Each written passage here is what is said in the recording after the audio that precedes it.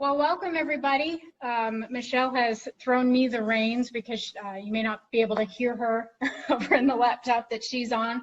Welcome to the first tour of the orchestra session presented by OLLI and the Terre Haute Symphony Orchestra. My name is Samantha Johnson-Helms, but I go by Sammy. I'm the principal clarinet of the orchestra and have been since 2013, and I just recently took over as executive director of the symphony as well, which know many of you lead are the meeting. Yes, lead the meeting. We're in this meeting. Okay, Michelle's going to go through and mute some of you.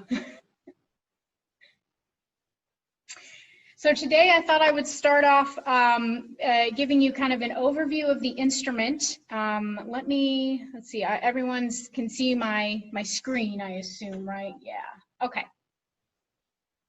All righty. So these sessions, these tour of the orchestra presentations are going to happen on the first and third Tuesdays of the month. Next month in October, we're going to feature our brass section. We're going to have our principal trombone, Randy Mitchell, on October 6th. And then on October 20th, we're going to have our principal trumpet, Jay Ellsmore. So I offered to be the guinea pig, though, and we'll start off with the clarinet. So today I'm going to give you a very brief history of the instrument just so that you have an appreciation for its development. I'll talk through some of the basic instrument mechanics and how the clarinet works. Then I'll introduce you guys to a few famous orchestral excerpts. I actually have our clarinet audition for the Terre Haute Symphony Orchestra. I have all those excerpts, and I thought I would take you through what a clarinetist actually has to play when they audition to become a member of the Terre Haute Symphony Orchestra. Then I'll give a short solo performance of the exposition, or the very first probably 2.5 to 3 minutes of the Mozart Clarinet Concerto. And if time allows, I have a few other solos that I can play for you guys depending on how many questions and answers there are. So let's go ahead and jump into the instrument history. This is a very brief overview. I just wanted to give you guys an idea of how the clarinet was developed, because it's actually one of the newer instruments in the symphony. It is much younger than the oboe, the flute, even the bassoon. In fact, it's the youngest wind instrument. It was invented around 1700. That's why you don't see the clarinet in Bach or early Baroque music and early Renaissance music, because the clarinet wasn't invented yet. So around 1700, a inventor by the name of J.C. Denner, he was an instrument maker. He made all sorts of things. He made oboes, he made flutes. He also made an instrument called the chalumeau, and the clarinet stems from this instrument that was called the chalumeau. A chalumeau looks like a clarinet. It has the bell at the bottom, but the difference is the way that the keys that make the clarinet go up an octave and has its really large range are located directly across from one another. So the instrument, a chalumeau, was not able to have this large range. And so J.C. Denner took the register key. So the register key is on the back of the instrument. This is what helps us go up to high octaves. He took this key and he placed the hole not aligned with this hole right here. So they're not aligned. In a chalumeau, they're right across from each other, and it doesn't allow the instrument to go up to the octave. So he moved this hole and invented a whole new instrument called the clarinet. It had 2 keys at the time, which one key was this register key right here, and the other key was this A key right here. I have a few pictures on another slide that you'll be able to see what some of the early clarinets looked like at that time. So as the clarinet was developed, different instrument makers determined they could add additional keys to make additional notes easier to get to. For a long time, an instrumentalist would have to have multiple different sizes of clarinet because they only had 2 keys. And so they'd have some that were longer or shorter so that they could play in different key signatures with string instruments. So around 1760, a clarinetist by the name of Joseph Beer added the 4th and 5th keys, or is credited with adding the 4th and 5th keys on the instrument. I think I had Oh, I'm sorry. I need to jump down on my timeline here. 1740s is on the bottom here. That's where the third key was added by J.C. Denner's son, Jacob Denner. And the third key that was added was this E-B key down here. I don't know if you guys can see that, this one right here, so that it could go down to a low B, or I'm sorry, a mid B or a low E. And then in 1760, the fourth and fifth keys were added by Joseph Beer. I don't want to take too much time just because of the time period that we have, getting into all the intricacies of the keys. In 1784, this was a big time in clarinet history. This is when Mozart met Anton Stadler, and because of this relationship, produced some of the greatest music in the clarinet chamber repertoire, and that includes the Kegelstadt Trio for clarinet, viola, and piano. The quintet, which is for clarinet and string quartet, and then also, of course, the Clarinet Concerto, which is probably the most famous, most played clarinet concerto there is. I had the chance to play the Clarinet Concerto in 2014 with the Terre Haute Symphony Orchestra, and I'll play a little bit of that for you later. Around 1800, the Paris Conservatory was just beginning. The Paris Conservatory actually was founded in 1795, and the sixth key was added by Xavier Lefebvre, who was a Paris Conservatory clarinet professor at the time. And this is around this time, we have a lot of different instrument makers experimenting, adding different keys. I didn't want to put every single iteration of the clarinet on here, but I just wanted to give you guys an idea of how long it took to add each key. And once we get into the early 1800s, the development of the clarinet just exploded. Around 1812 to 1813, inventor by the name of Muller invented the 13-key clarinet, and in addition to that, he combined two pieces of the instrument. The early clarinets actually had this bottom joint from here to here in two pieces, so he combined them into one piece. It was called the stock and the barrel, or I'm sorry, the stock and the bell, into one piece. And in a couple of the diagrams later, I'll show you how that's broken up. In 1830, believe it or not, clarinetists actually used to play with the reed on the top of their lips. So we play with the reed on our bottom lip. However, they used to play like this, where the reed was on the top of the lip. And so in 1830, is when the idea came to flip that.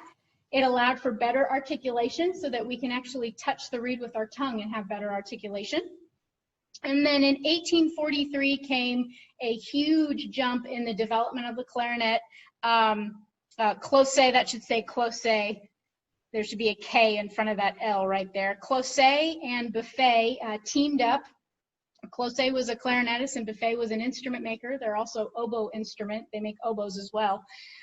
They applied what's called the Bem Key System, and the Bem Key System was originally on a flute.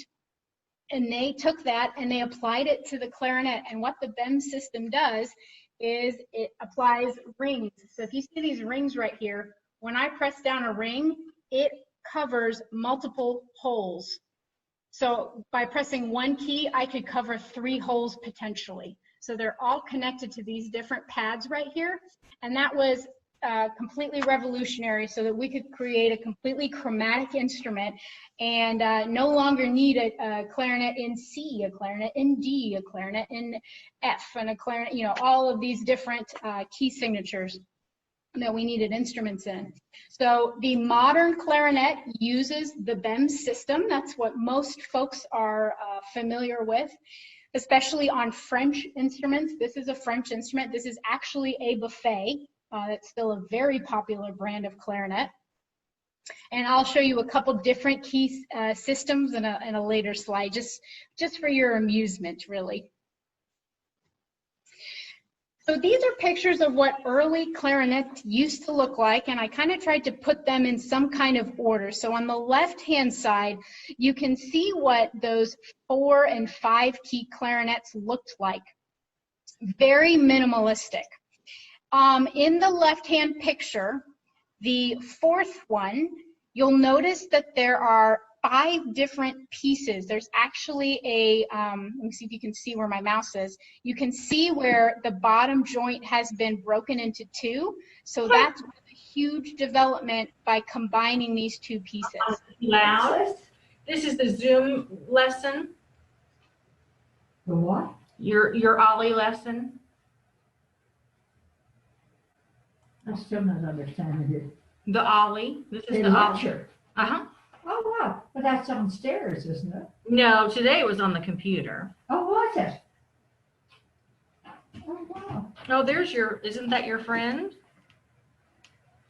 You want me to put them on mute or? Oh, okay. All right, there we go. All right. Will they have access to this presentation afterward, or do okay, great, excellent. So you guys can take a moment if you want to look at some of these pictures of the clarinets up closer. I know you probably want to get to hearing me play some music for you, but I thought you would appreciate, you know, where the clarinet came from. It did not always look like this, and it's had a very long history. A brief overview of some of the popular key systems. As I was talking, the Bem system, this very first one on the far left, that's the system that most clarinetists play with, especially in America. The Euler system over here on the far right is used on a lot of German clarinets. So a lot of folks in Germany, Austria, any type of German clarinet is often going to have that Euler system. Then we have the Reform Bem system as well. You can see there are just a few extra keys. There's some what are called rollers in between the keys. So they've actually added in between some of these keys, they've added a roller to allow your pinkies to slide easily between the keys. And then the Albert system really isn't used too much anymore, but I thought you would get a kick out of how different some of these fingering systems really look. And I have a few colleagues from school that have German clarinets, and it's very interesting to see a lot of the fingerings are the same, but the German clarinet has these rollers that I was just talking about. Instead of having all 4 of these keys right here, they only have 2, and you have to roll between them. So it's just a little bit different. Not a huge difference in sound quality.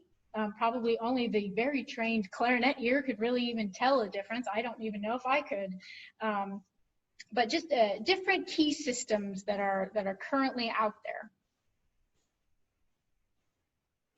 All right, so let me get into the instrument itself and its mechanics. So for those of you who've played the clarinet, you probably already know this, so forgive me while I at least introduce the clarinet to some folks that don't know the clarinet. The clarinet comes in 5 pieces. We have the bell. This is the lower joint or bottom joint. Then we have our upper joint, so they break right here in the middle. And then we have the barrel. So the barrel connects the mouthpiece to the upper joint.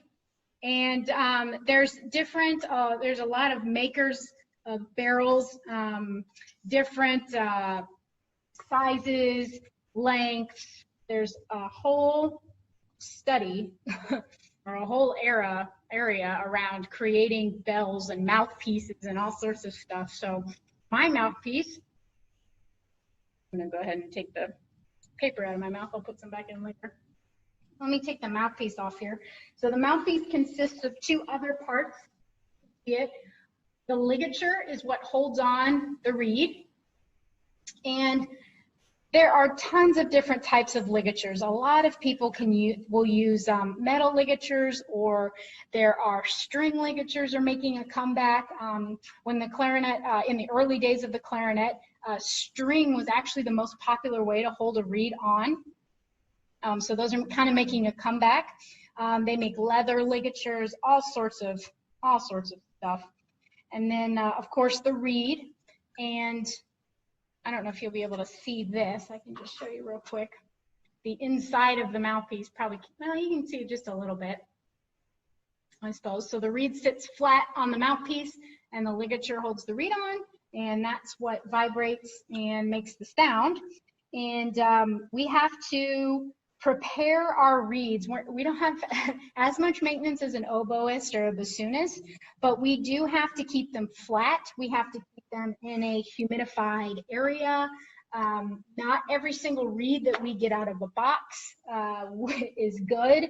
There are several clarinetists that also make their own reeds, but you do have to purchase fairly expensive equipment.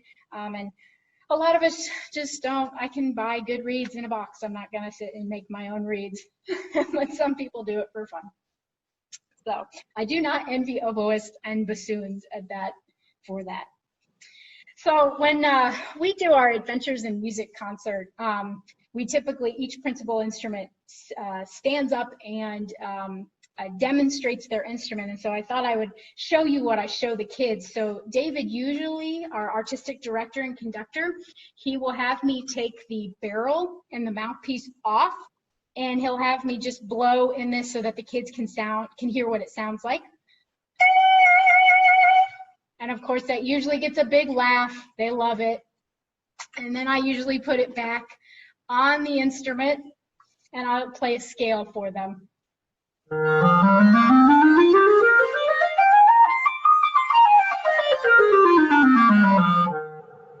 So that they can hear the whole range of the instrument. Typically, we then play some kind of cute song. In past years, I've played SpongeBob. They love to, then say, oh, who plays the clarinet in SpongeBob SquarePants? Squidward does. So they get a huge kick out of that. So the instrument itself has one of the larger ranges in the woodwind family. So we have 3 big octaves that we can go through. So our lowest note is low E, and that's written E. This is in the key of B flat. So if somebody plays a C on a piano, it is not the same C on this instrument. So this is what the full range of the clarinet sounds like.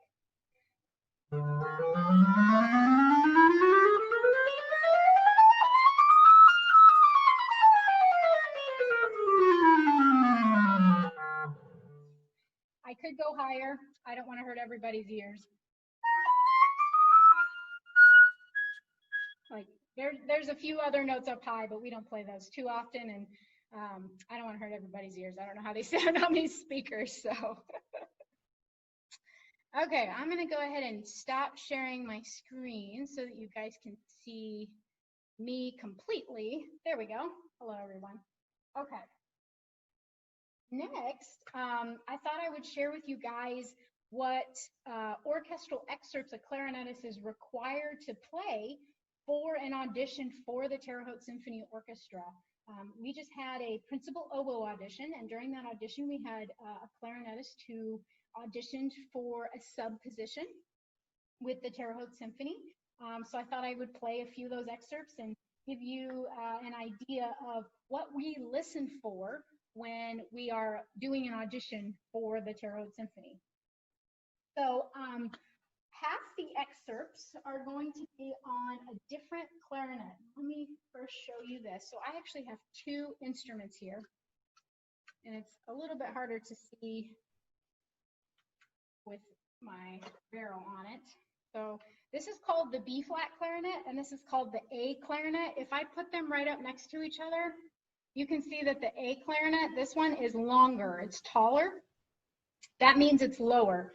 So it's actually a half step lower. So if I play an open G on this horn, and then I play an open G on my A, it should sound lower.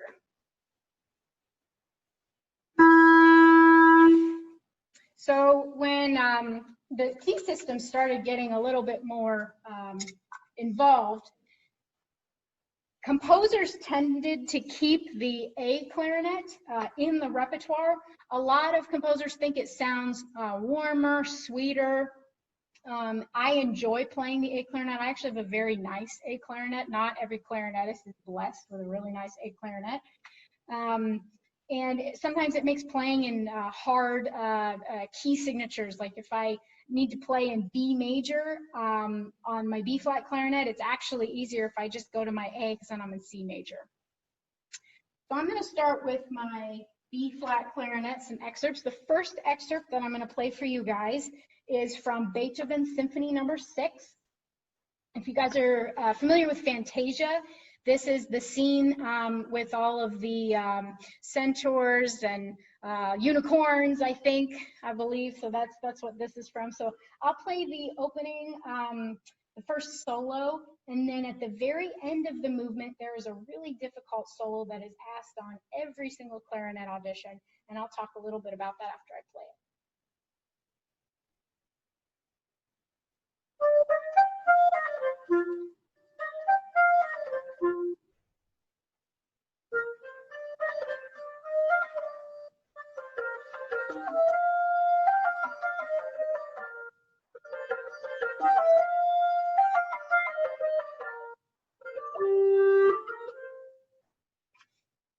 All right, and this is the end solo to this movement.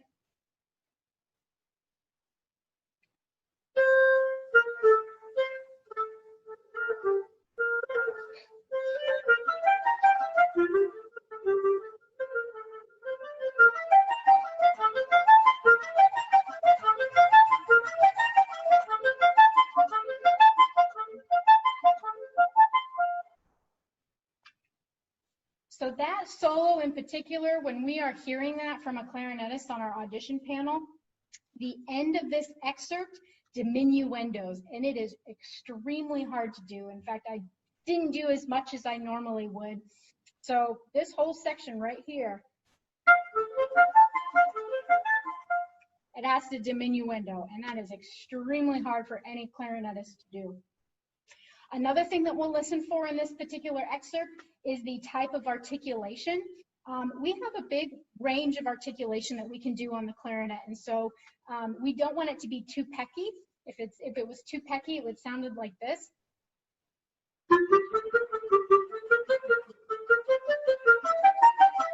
That's too short, so we tend to look for something a little bit longer and a little bit bouncier.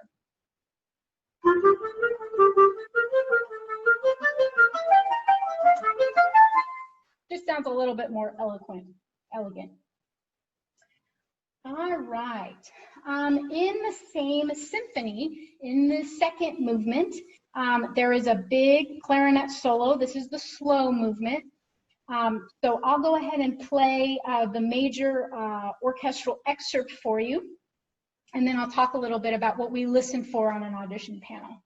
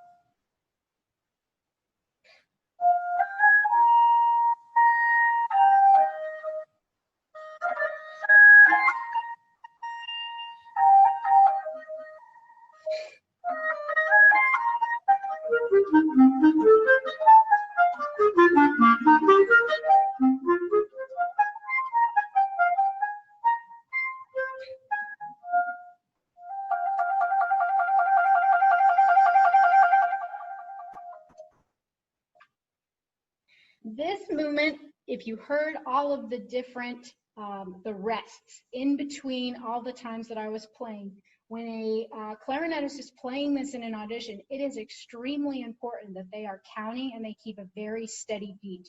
So this is in the time signature of 12/8 for those of you that are read music.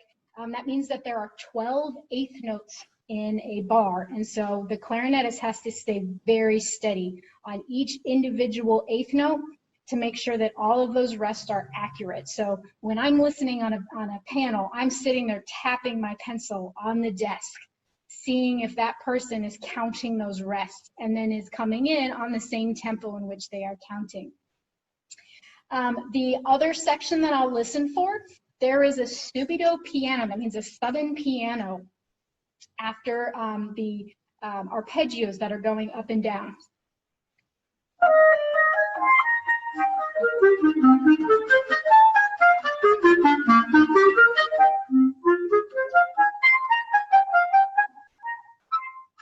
So a very quick, and if that's executed really well, that'll catch an audition panel's ears.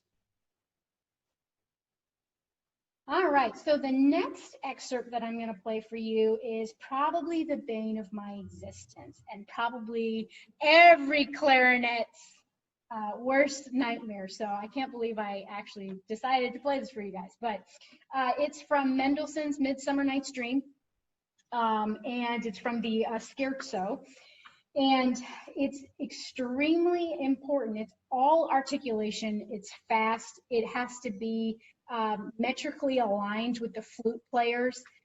So it's a very popular excerpt. You will see this on every single clarinet audition. I've been playing this excerpt for 10, 15 years now, and I still don't feel like I have mastered it yet.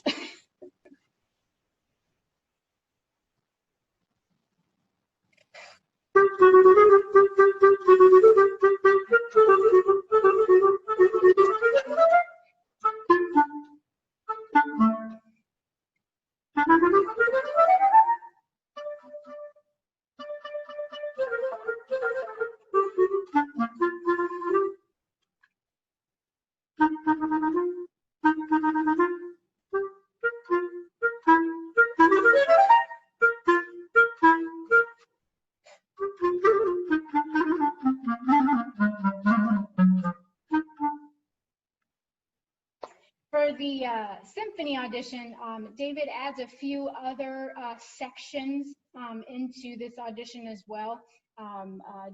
There's some really tricky little licks in here. I'll play one for you.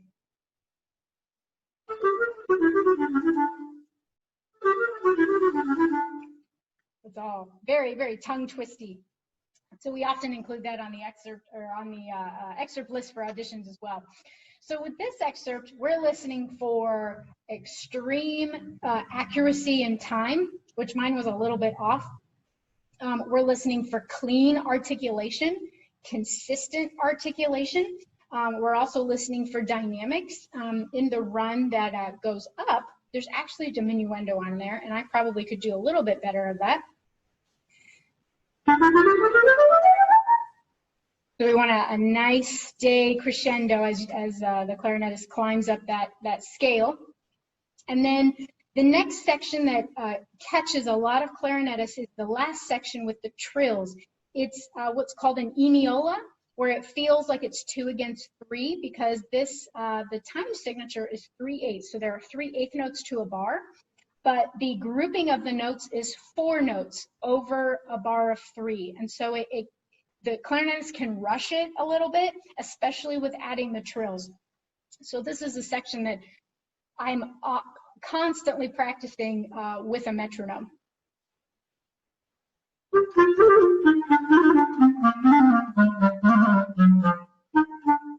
And then also getting a clean trill. And forcing my the 4th finger on everybody's hands is called our weak finger. Pianists really, that is a weak finger for pianists as well. And so that there's a trill in there that requires you to really press your weak finger, and listening to make sure that that is clean is a plus in the audition. Okay, so the last excerpt I'm going to play on B flat before I go to my A clarinet is the opening famous solo of Rhapsody in Blue, and I'm really bummed I won't get to play this on Sunday with Tony Dessert, but because we shortened the concert, we won't have Rhapsody in Blue on there, so I wanted to include it today for everybody. This is on our Terre Haute Symphony audition, but I see it occasionally on other auditions, but this one is not as often seen on other major symphony orchestra auditions, but I think it's important for Terre Haute because we do a lot of pops concerts, like our Christmas concert, or other jazz type situations. And it's really important for the clarinetist to be able to play in a jazz style, particularly because they'll often kind of be the lead voice if a trumpet is not there in the texture.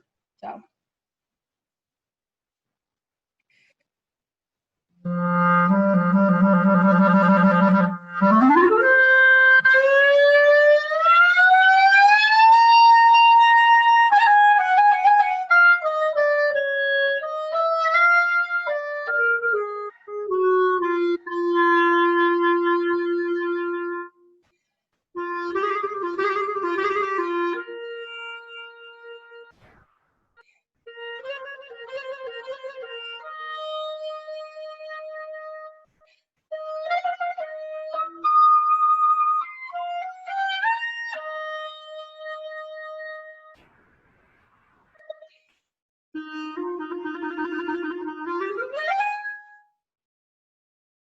So with this one, the gliss, I thought I'd talk a little bit about how we do this gliss.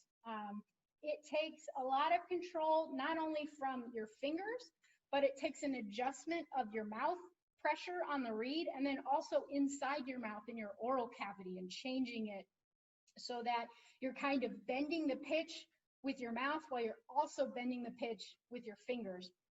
So when I do this, I don't know if you guys can see my hands. I think you can.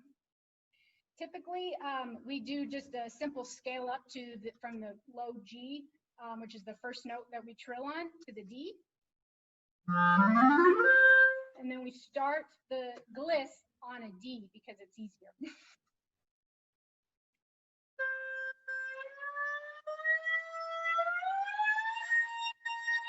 So I'm moving my fingers very slowly away from the keys while I'm also bending the pitch. And so it takes a lot of practice to coordinate between your fingers and your mouth. And then there are some other sections or some other notes within the excerpts that we like to gliss.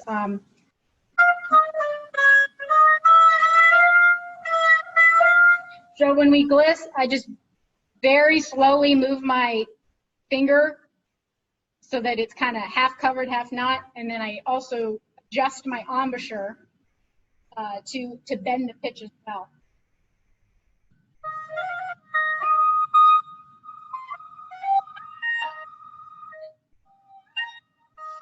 So I'm just very slowly moving my fingers off and adjusting my embouchure. It takes a lot of practice to coordinate that and to understand what it feels like here and what it feels like in your fingers. When I started learning this excerpt, I would do one note at a time. And then I would add another one.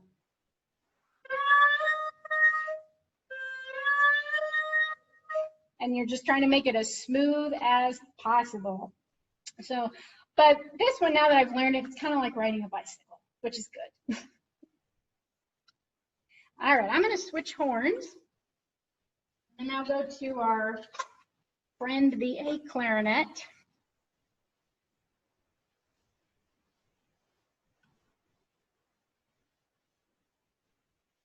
Got just a few excerpts to show you on the A clarinet, and then I'll go on to the Mozart Clarinet Concerto, and then we'll have some time for some questions. First excerpt I'm going to play for you guys is from Shasta Kovich's Symphony No. 5 in the third movement. This piece is probably one of my favorite pieces.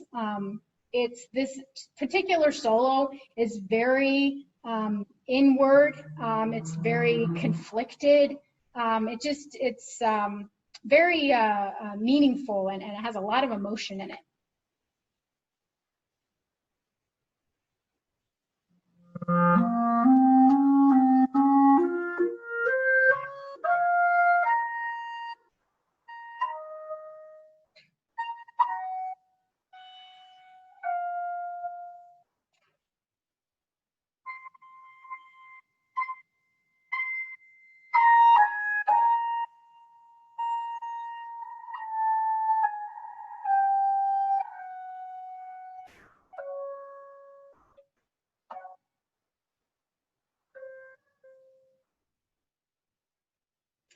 when we hear this audition or this excerpt on an audition panel, we're listening for smoothness and consistency of sound.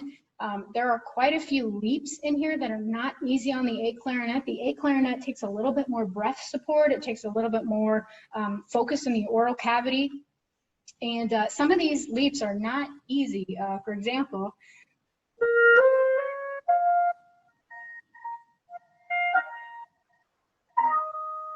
making that smooth, we'll be listening for that. We're also listening for clean starts on some of these really high notes.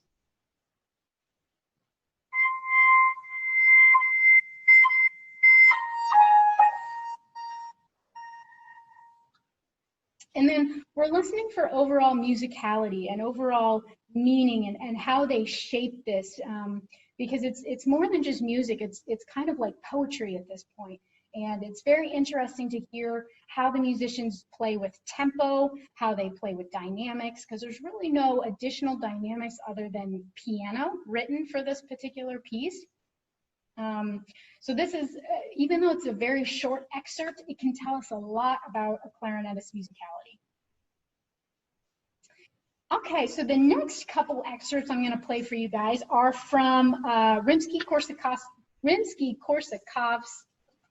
can't even say it today, Scheherazade, which is what we were planning to play in November.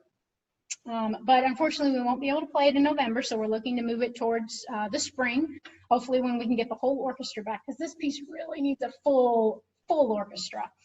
There's several very known exposed clarinet solos in there, so I'm going to play two of them for you.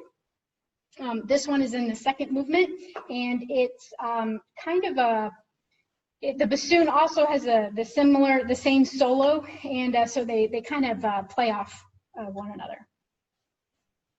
It'll be a cadenza.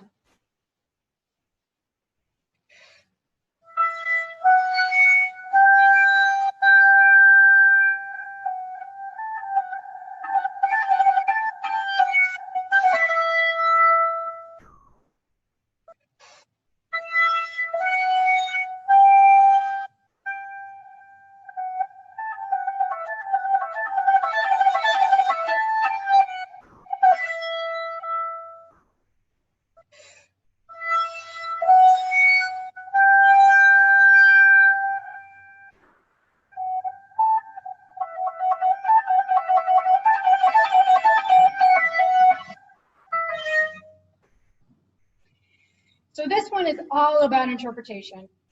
It's every time we hear this on a audition, every clarinetist is going to play it a little bit differently. They're going to play the opening notes a little bit slower or a little bit faster.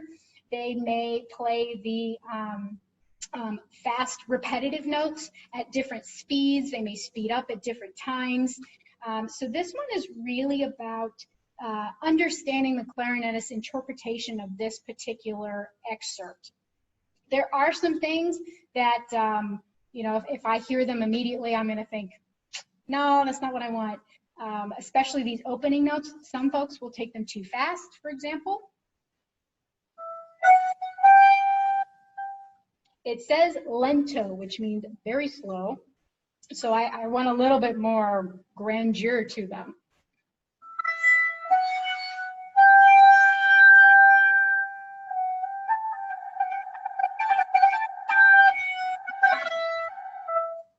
And I'm listening for an accent, because there's a written accent, and some people don't play that. Okay, so the next excerpt I'm going to play for you, and depending on how my fingers are working today, I may play it twice. So this one is in the fourth movement, and it's just fast. It's solid 16ths, and it goes into some very fast tonguing, and it's high energy.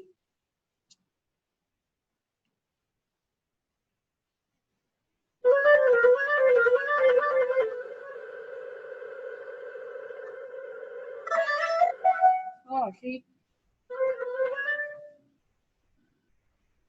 We have a lawnmower outside. I apologize. I'm going to do that one again.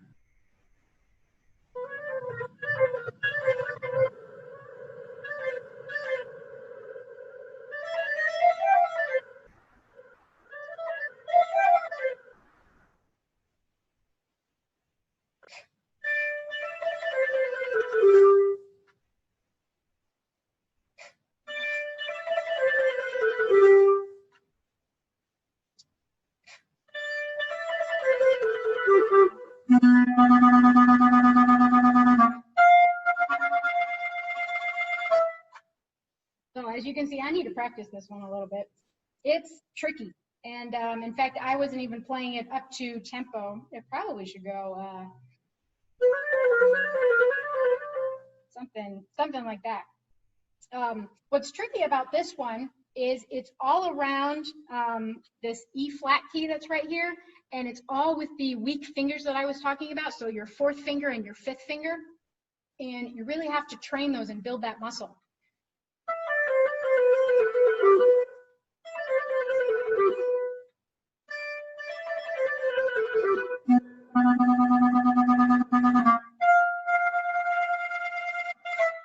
And then, of course, we got to train our tongues to tongue that fast. Clarinetists do not double tongue or triple tongue, or at least I don't. There's some that do, and some have that ability. It's not common. I've tried and failed. So I single tongue everything that I can. I'd love to learn how to double tongue one day or triple tongue. But a lot of brass players, flute players, they'll just triple tongue and double tongue very fast, successive notes. Okay, we've got just a few minutes left before I want to do question and answer. So I'm going to play a little bit of the Mozart Clarinet Concerto for you guys.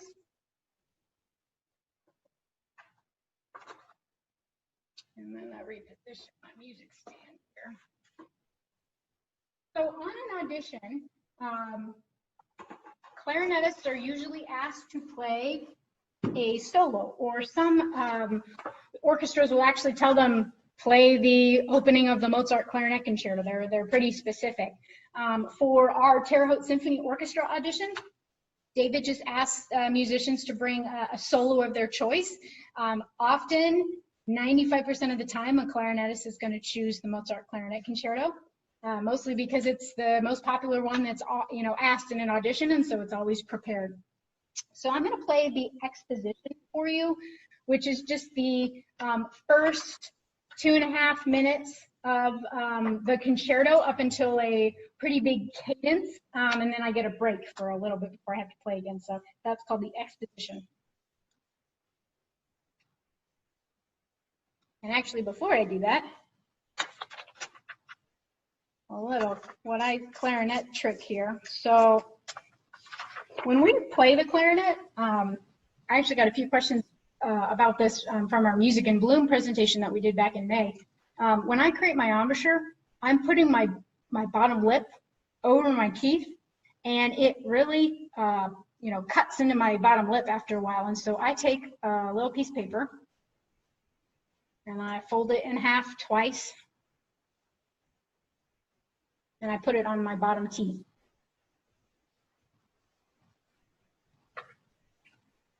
And that way my teeth don't cut into my bottom lip. Some clarinetists use wax, some use a different, like a kind of a waxy material. Paper works just fine for me. It also gives me a little bit of grip.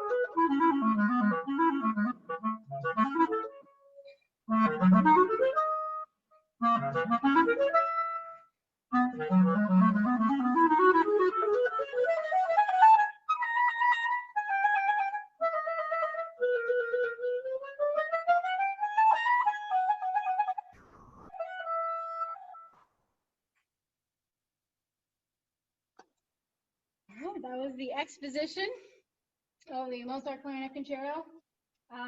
It was written in 1791. It was actually one of the last things that Mozart composed. He died in 1791, and it's got some interesting history behind it. It was actually originally written for a basset clarinet. So a basset clarinet has an additional length on the end of it and can go to a low C. So this instrument can go to a low E, and it can go even lower. There are a few clarinetists that have a basset clarinet specifically for the Mozart Clarinet Concerto. I don't. I wish I did.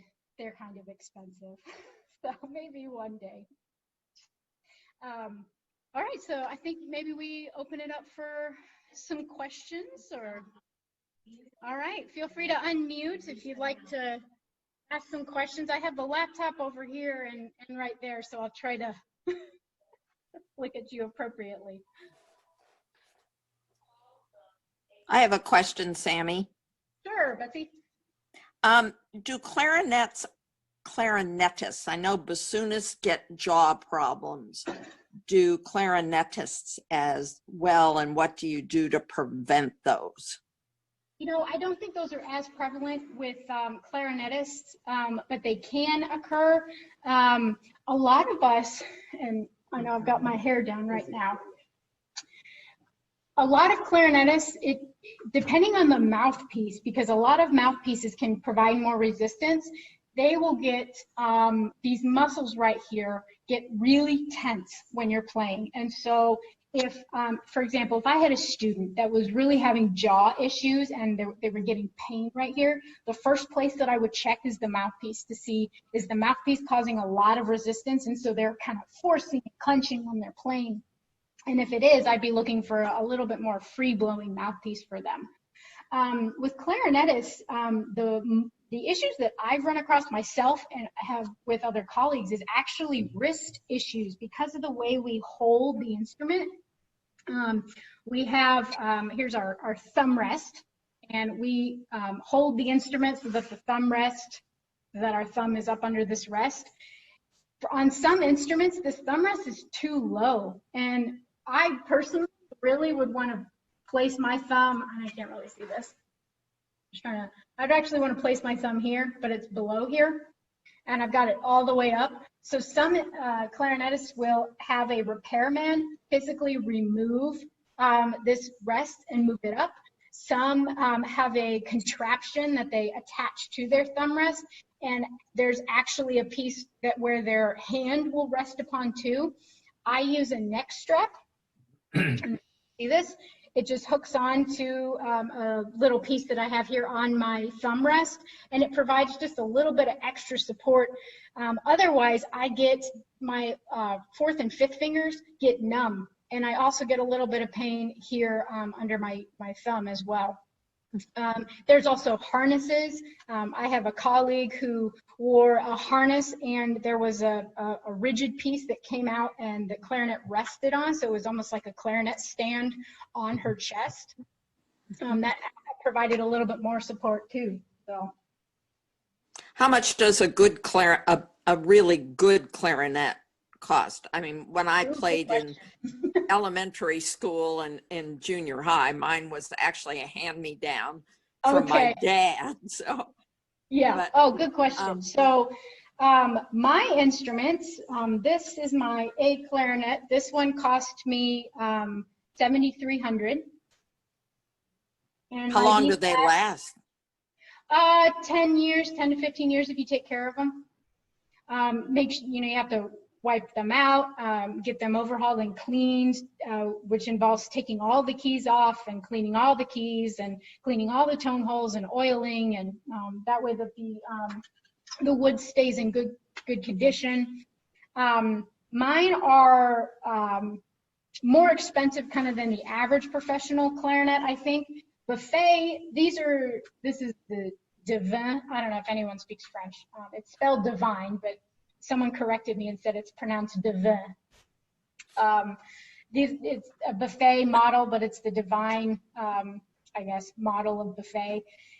Below that is called a Tosca, and then an R13 levels. Those are around 45, 4,600 up to, 53, 5,500. If I was going to purchase another instrument, I would actually probably look in that range. These are great horns. I love these horns. But I don't know if they're $2,000 to $3,000 better than the models that are just below them. So I have about $14,000 worth of instruments in my case. What do you mean when you talk about double and triple tonguing? Oh, sure. So double tonguing is, if you can say the syllable tekka or digga, digga, digga, digga, digga, digga, that's double tonguing. So a lot of brass players or flute players can do that, digga, digga, digga, digga. Or triple tonguing is tickata or diggada, diggada, diggada, diggada, diggada. I'm just going da da da da da da da. I'm just doing one syllable. Mostly because the mouthpiece, it's so obstructed in your mouth. I don't know, maybe I have a terrible tongue. I can't position my tongue to do the syllable digga, digga, digga, or diggada, diggada, diggada. It's not really, you can hear the difference.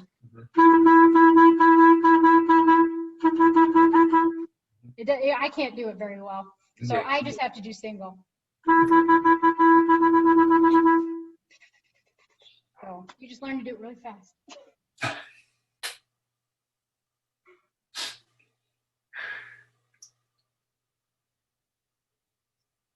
I had a question. Yeah. And you took the paper out of your mouth a minute ago. I Yeah. wondered if because I don't remember ever seeing somebody at like one of the symphony performances putting it in or taking that out. Does the paper begin to dissolve in your mouth? It does, and when I talk, it comes loose, and so that's why I took it out. Typically before a concert, I like to try to warm up 30 minutes before the concert, and so I have it in when I'm warming up. And then, we're not talking during the concert, and so it's not getting bothered and it's not moving. And then after the concert, I usually quietly take it out while I'm putting my instrument away.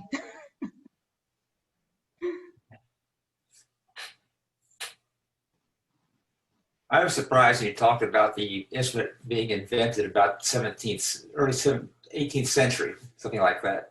Yeah. I thought it was just an evolution, essentially, of the reed. Well, so the single reed and the double reed are really like two different families. And I'm talking about ancient reed. oh, ancient reeds, yes. Yeah, well, that's where the oboe, that's where the oboe really comes into play. Yeah. Okay. Yeah. There are some really good books, and I should have, if you're interested, email me, and I am happy to send you a list of books that I have on the early clarinet, the kind of the clarinet development, the development of the repertoire. Happy to recommend any. But one of them does talk about, it goes all the way from the ancient Greeks and talking about the development of the reed in general, and then how it blossomed into the chalumeau, which is the early predecessor of the clarinet, and then of course how the chalumeau turned into the clarinet. So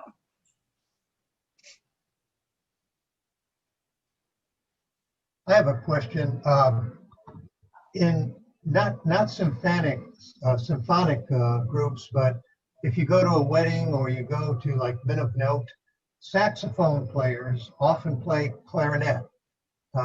Is there an easy crossover, and do you play saxophone?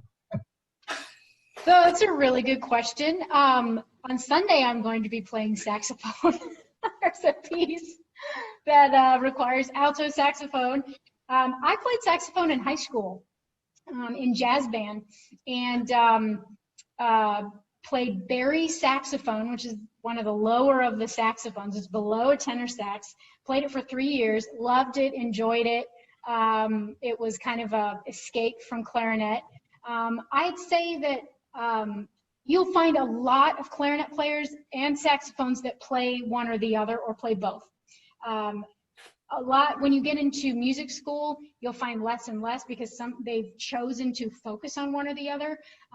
IU particularly does have a multiple woodwinds degree, and so I have a few clarinet friends that play multiple woodwinds, clarinet, saxophone, flute, or clarinet, saxophone. Bassoon was one, which that's a really big difference. There's like a 3 woodwind degree or a 5 woodwind degree. Those kinds of players want to be on Broadway and want to be in a pit somewhere playing multiple instruments for a Broadway show, for example. So I do play saxophone. I don't play it very often. I'm borrowing an alto saxophone from a friend for the concert on Sunday. There's one piece that has an alto solo in it. And I'll say it was a little rough getting it out the other night and reminding myself how to play saxophone, particularly the key system, because the fingerings more match a flute than a clarinet. And so the clarinet overblows at the 12th, which means if I put all of my fingers down and then I add my register key, which I know you can't really see because my hand's blocking it, it's going to be a 12th and not an octave. So that's a 12th, not an octave. A saxophone or a flute overblow at the octave. So if they put all their fingers down and then they add their register key, it's just going to be an octave, not a 12th.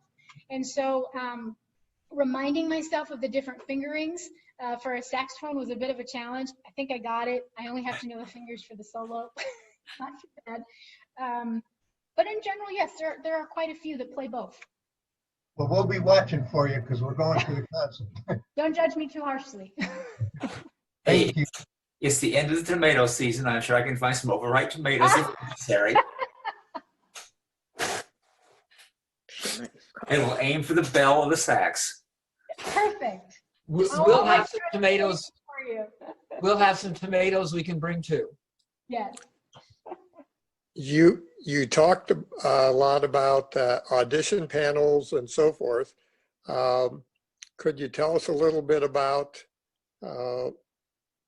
how often do you have auditions for the Terre Haute Symphony, particularly like for clarinet? I know you've got normally 3 clarinetists, 2 to 3 clarinetists. And when you're doing auditions, does everyone have to audition every year? And when you do have an audition, do you have 3 people looking to get one position or 30 people to get one position? Could you talk a little bit about that? Yeah, absolutely. So we have auditions once a year, every August, and we typically post all of our open positions around July 1, and we'll start receiving. We require anyone to who wants to take an audition, they need to send us a 1-page resume, and then they just send it to my email, and I add them to an audition list. So we don't do any type of pre-screening for our auditions. Musicians do not have to re-audition every single year. Once you audition, you are contracted. However, there's a 3-year probationary period so that it allows our principal players and our tenure players to give any feedback. So if there are any issues performance-wise or personnel-wise that is just not working with that person, we may let them go in that probationary period. I can tell you, I don't think that's ever happened before, maybe a long time ago, but certainly not in my time that it's been here.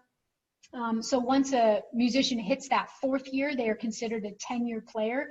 And if for some reason something would happen and we would need to remove them from their position, God forbid, there's a whole nother process that we would go through for that. But like I said, that has never happened. I don't anticipate it happening.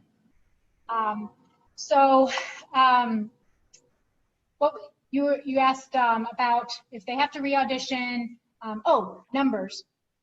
So typically, wind positions come open less often than strings because we have a lot of students that are string players. They graduate, they move on. So we typically audition for section violin, section viola, section cello, and section bass pretty much every year, depending on how many spots we have open. Wind players, we only will audition if somebody has decided to retire from the orchestra or is moving to another area. We just had our principal oboe audition, and you know, Bill Denton just retired. He has been with the orchestra for 54 years, so that's the first oboe opening we've had in probably 30 some years. So they don't come open as often. When we do have an audition, for example, for the oboe audition, we had 10 oboists that came out to audition, and each audition was about 20 minutes long.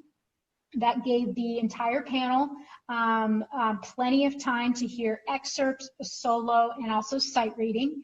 Our panel for that particular position consisted of David as artistic director, myself as principal clarinet, Chad Roseland as principal bassoon, and then Joyce Wilson as principal flute, because we were choosing a principal position. Those auditions are blind, so we had our backs turned, so the auditioners were actually behind us so that we could not see them, so that it would be fair to everybody. That's in our collective bargaining agreement, so that we have fair and efficient auditions. Does that answer your question? What did I leave out? I know there were several parts to your question. No, I think that answered it all. Okay. Thanks. Good. Except for one follow-up. How wide is the net that you cast for people to go audition? So I will place it on our website, and a lot of area and local regional orchestra or regional players, they know kind of our audition schedule. It's pretty consistent. It's every summer, and we post it around July. A lot of regional orchestras audition in July and August, in that time frame.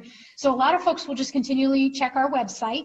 I also post it on social media, and I post it on Instagram and Twitter and Facebook with specific hashtags for symphony jobs, orchestra jobs, orchestra auditions, and you know, other types of hashtags that will catch people that are searching that hashtag, and they'll see all of the postings that have been posted for that particular hashtag. I'll also email local colleges and professors for the instruments that we're auditioning, and ask them to send the audition information to their students if they would like to apply. Typically that gets a pretty good outturn just from doing kind of local marketing. It's quite a bit of money to put an advertisement on some of the nationally recognized audition websites, such as Musical Chairs or Audition Cafe, and it's just really, it's not worth it for us, because we want to attract local players, you know, folks from Terre Haute, from the surrounding area, Indianapolis, Bloomington. I don't want to attract too many people outside of a 90 to 100 mile radius, because we can't pay for lodging or travel too far out. We can't pay for plane tickets. So we're really trying to capture local, you know, homegrown, fabulous professional musicians. Do the musicians, are their contracts exclusive, or can they play with other symphonies? They can play with other symphonies. I, in fact, play with another symphony, the Columbus, Indiana Philharmonic, which is my hometown symphony. That's where I'm from, is Columbus, Indiana. So they are not exclusive. We have several musicians that play all over the state of Indiana. Thanks. I have a question about the auditions. Yeah. I think it's wonderful that you are doing them as blind auditions, so you're not seeing who they are. How long does it take for you to decide as to who you're going to choose?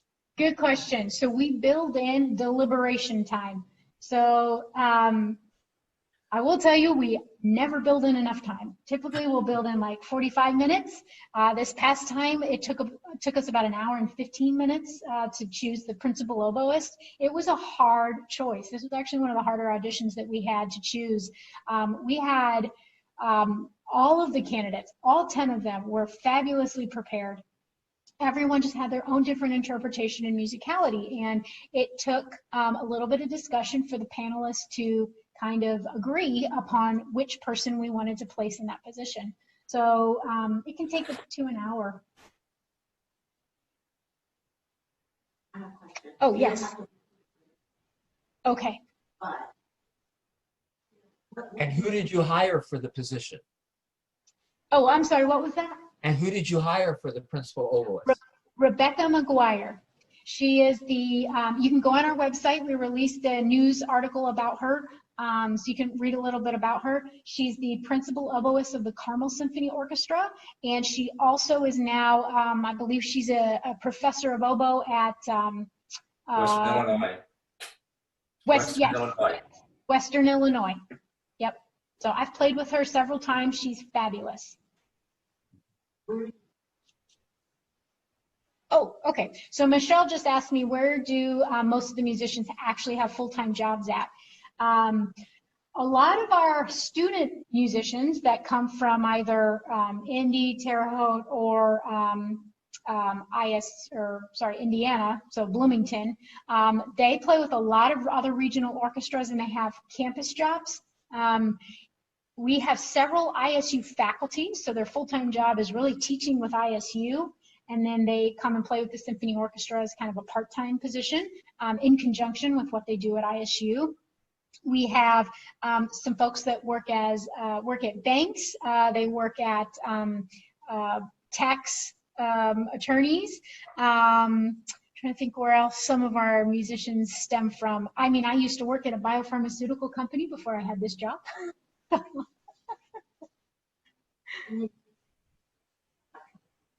Oh, yes. Okay. Okay. Okay.